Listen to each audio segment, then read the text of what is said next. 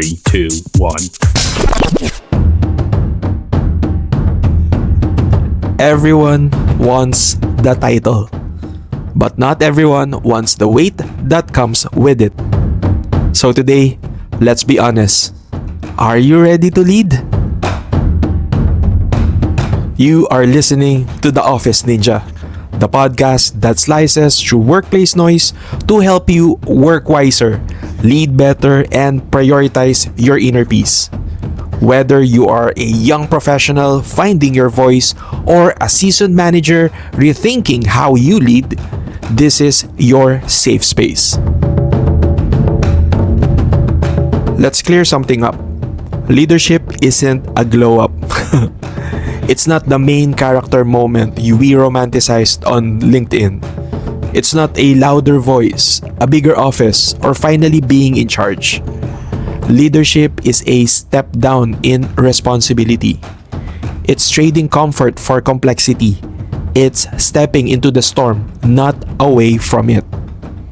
Sure, you might get a better title. Maybe even a nicer chair at the table. But now, you're the one they call when things fall apart. You're the one who has to stay calm when everyone else is panicking. You're expected to be strong, even when no one checks if you're okay. Real leadership is quiet, uncelebrated, and sometimes lonely. It means, first, taking the fall so your team doesn't have to, even when the mistake was not yours. 2.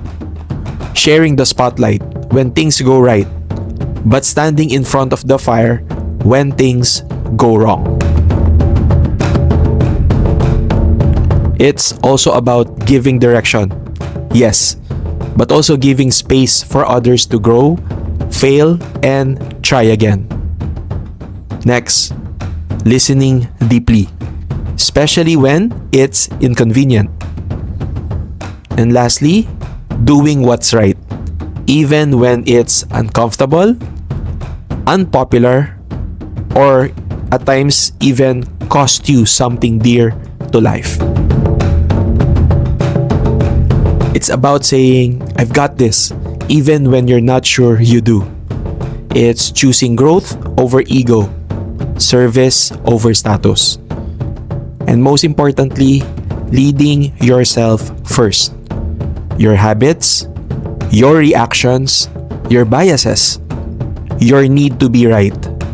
Because if you can't lead yourself, you have no business leading anyone else. So, ask yourself, why do I want to lead? Is it because I crave control? Because I want my ideas followed? Because I'm tired of being overlooked? Or is it because I want to serve? Because here's the real difference. Leaders who crave control build compliance. But leaders who choose to serve, they build trust. They grow people. They create safety. Emotional safety, where others feel seen, heard, and valued. They don't lead with fear. They lead with clarity and compassion. They know when to say, I trust you, and when to say, I've got you. Leaders create momentum, not just meetings. They build cultures, not just checklists. They don't chase applause. They cultivate alignment. But serving is harder than controlling. Because control feels faster, simpler, cleaner. But service is slow, messy, sometimes thankless. It takes patience to guide instead of command. It takes humility to admit when you don't know the answer. And it takes courage to sit with conflict, not avoid it. And let's be honest, there will always be days you question why you even said yes to leadership in the first place.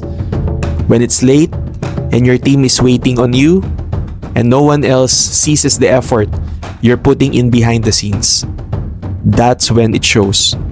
whether you wanted the spotlight or whether you wanted the responsibility. And maybe this will help you picture it more clearly. Leadership is like holding the ladder so others can climb. You're steadying it while they rise. You're not the one getting the view first. You're not always visible in the victory photo, but you were essential to the ascent. So, if you're not ready to carry that quiet, heavy kind of responsibility, if you're not ready to put service above status, then maybe, just maybe, you're not ready to lead yet. But if something in you still says, I want to be that kind of leader, then keep going. Because the world doesn't need more ladder climbers. It needs more ladder holders. Work culture should never demand your personal peace. Because the truth is, if your leadership is built on burnt out or bitterness or on constantly betraying your boundaries, that's not leadership. That's survival. You can't pour into others from an empty self. You can't make sound decisions when your inner world is loud with stress and self-doubt.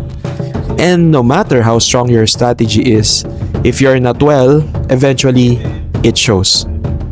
So lead from a place that's grounded, a steady place, a place that's aligned with who you are and what you value. That's what real leadership looks like. Calm in chaos, clarity under pressure, and that starts with choosing peace over performance. Prioritize your inner peace. Lead from there. This is the Office Ninja.